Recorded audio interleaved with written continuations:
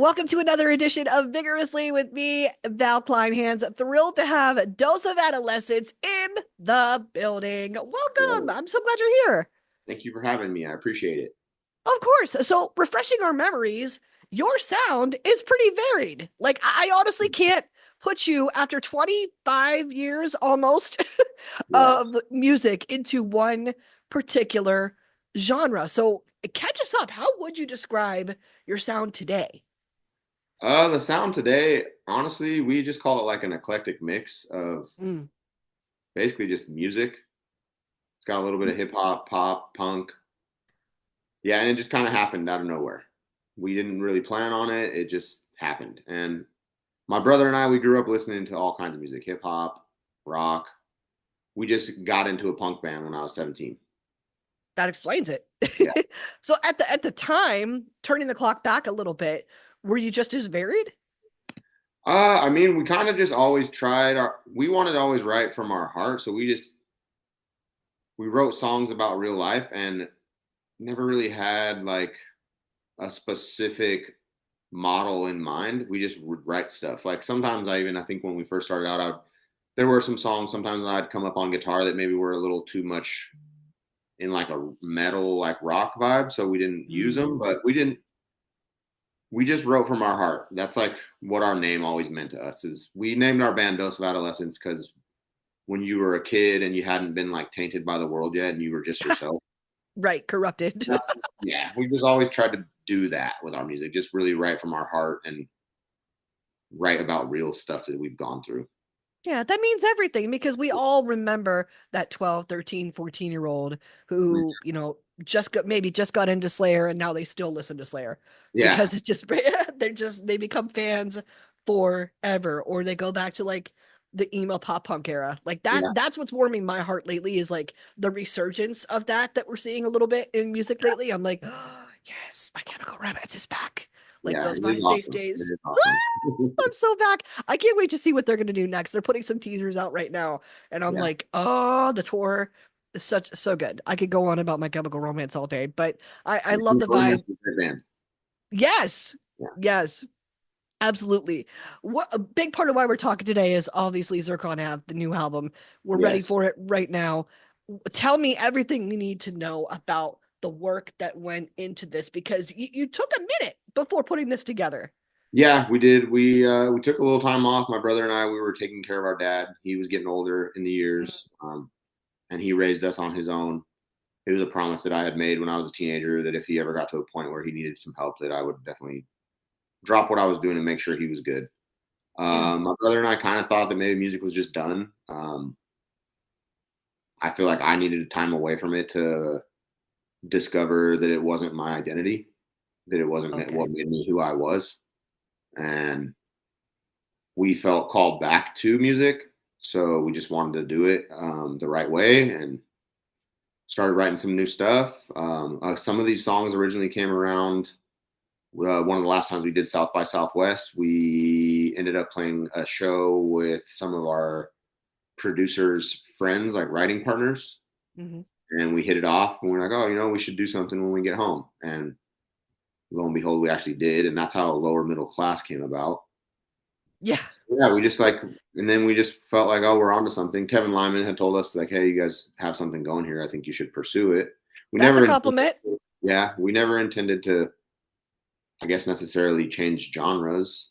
We originally just did the songs. We were like, oh, let's go do it. It'll be fun, and we can show people that oh, we're not just like that pop punk rock band. We Yeah. can, we can do other stuff too. Yeah. There's more to Dose of Adolescence than what we've already known. And on top of that, you're healing your inner child at the Yeah, same time. yeah, Really. Like it doesn't get better than yeah, that. But mhm, so that explains why there was such a delay. You were taking care of your dad. That was going to yeah, be something that I asked for sure.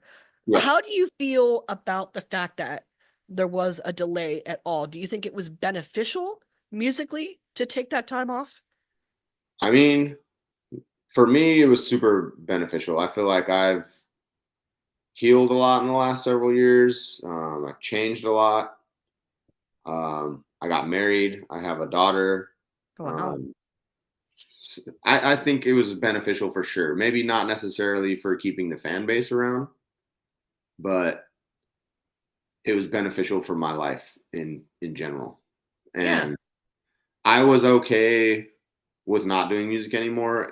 I still, when my brother and I originally even talked about doing this again, I was just like, well, let's just play a show and just see if it's even fun anymore.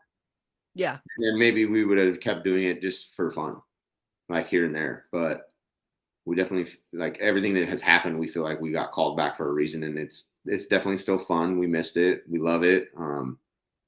Yeah, I think it was beneficial. I can't speak for my brother, but I can speak for myself. It was definitely beneficial for me. Like, I needed to step away from it for a while. Like, it used to be my life. It used to be my identity. I thought that if I didn't make it in this band, I wasn't really worth much else, basically. Mm, So okay.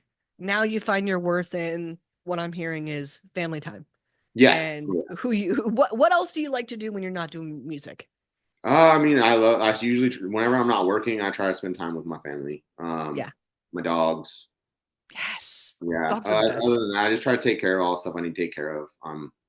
Just trying to be the best dad I can be to my little daughter. She's only 4 months old, but Cute. I have a yeah, 2-month-old nephew. He just came in September, awesome. and we're obsessed with him right Yeah. now. Just getting to know him and watching him grow. And it goes so fast.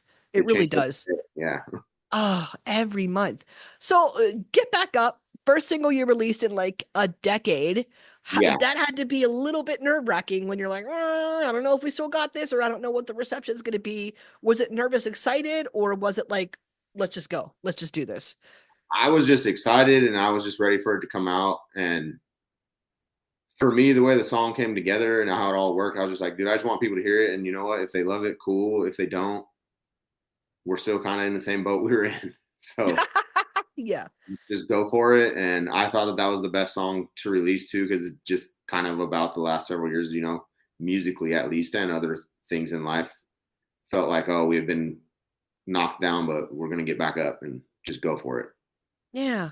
Yeah. And because you've had such a long career when it comes to music, I wanted to ask about the changes technologically and Yeah. maybe even emotionally that like come with that and trying to like get up to date or stay up to date. Were there any initial challenges getting back on the horse, so to say? Or what were the differences that maybe you encountered between then and now?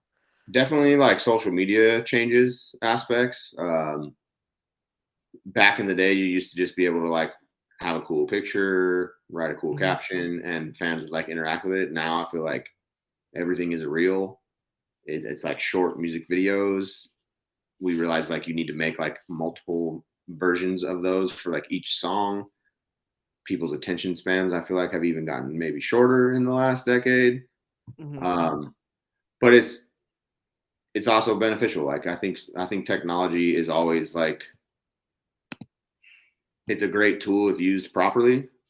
And yeah, I don't know. I guess that's the Yeah. best way for me to answer that. Things definitely changed. I mean, just even since we started, music has changed tremendously. Like people used to write albums, used to run to the store, buy it, read all the lyrics written out, the liner notes. Now I feel like it's definitely a single driven industry. People, Yeah. yeah, write and record, release singles. Yeah. It, And it on top definitely of is. that, Yeah, sorry, go ahead. right. No, but I was saying on top of that, I think now almost was the right time to come back because the genre lines are more blurred than ever. Yeah, Or I don't think anyone has a specific one. Like my brother and I have talked about that when we were still doing it like heavy, full on in 2013, like early 2000s. Most kids that would go to Warp Tour, that was it. That's all they Mhm. listened to. Or then if you found a kid like, oh, I really love hip hop, like that was all they listened to. They didn't cross any lines. Now I think, like you just said, I think everybody listens to anything as long as they enjoy it. Yeah. Speaking of teasers and the fun promos that you've been involved with now because of those technological changes, I wanted to ask about the fun little tidbit that your brother mentioned in promoting Mojo, that y'all were in Hook, or you Yeah, had like a part in Hook. Please tell me the yeah. story. I need to hear this. So my brother, I was at that point in time in life, I was too young to play like fast pitch, like hardball, but I Uh-huh. didn't want to hit off of a tee anymore. So my dad got me into fast pitch softball, and randomly, our coach had a friend that knew the casting director for Hook, Huh. something like that. And our whole baseball team was on the red team in the opening scene of Hook when we were kids.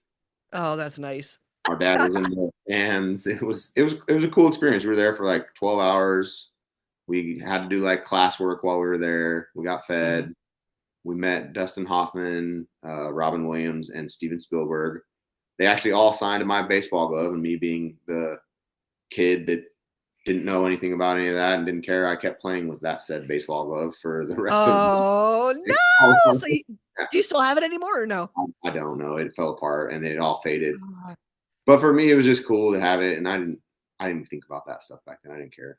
No, you're too young. Yeah, you're too young, I think, to realize the magnitude of Yeah, what it is that you're doing and who the people that you are around. But yeah. I'm happy to hear that you have fond memories Oh, it with was the great. cast. My dad even took my brother and some friends of ours to go see the movie in theaters, and us as kids, I remember we thought that, oh, you'll be able to see our names in the credits. We didn't know how it really was back then, but Yeah. it was an experience that I'll never forget. Yeah, but to see yourselves on screen, I mean, Yeah, that had to be huge. yeah, you can totally see me. Like if you watch, I don't know how familiar you are with it, but when the red team wins and they all run Yeah, yeah. around the mound, I'm the kid that skips around everybody with the mullet. Yeah, Come on, early 90s. Let's go. yeah. Early with the A mullet. hairstyle that I did not think would ever come back, but it sure has. Oh my God, in full force, Yeah, really. Like I'm old enough to have watched that transition too, and I'm like, really? It's back? Oh, it's back. yeah. Oh yeah. So Mojo, we were talking about, is out now. What has the reception been like so far? I mean, so far it seems like it's been really great. Has a really cool feature on it from a guy that is a he works with our producer out in California. I haven't really gotten any bad feedback from it. I feel like the song's it's going great. It's getting some decent streams. So far, each song that we've put out, everyone's loved it. Nice. And what's next for Dose of Adolescence in the coming year or so?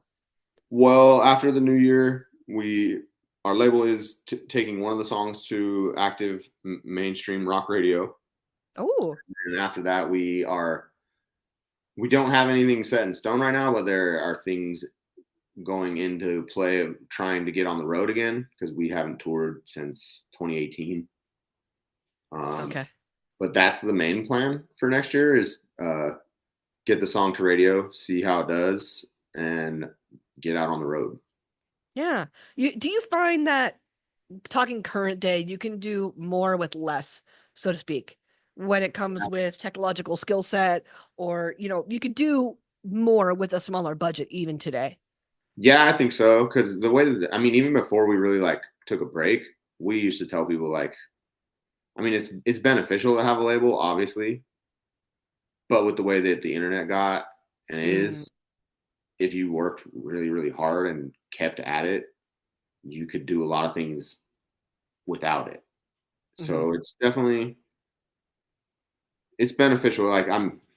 Yeah, you can do so much nowadays if you just keep if you have the time and the effort and you grind, you can do so much on your own. Period. I love that. That's the attitude. I Yeah, can't wait to see what's next. I can't wait to see what's on in the coming year. Thank you so much for your time. of course. Thank you for having me. Appreciate it.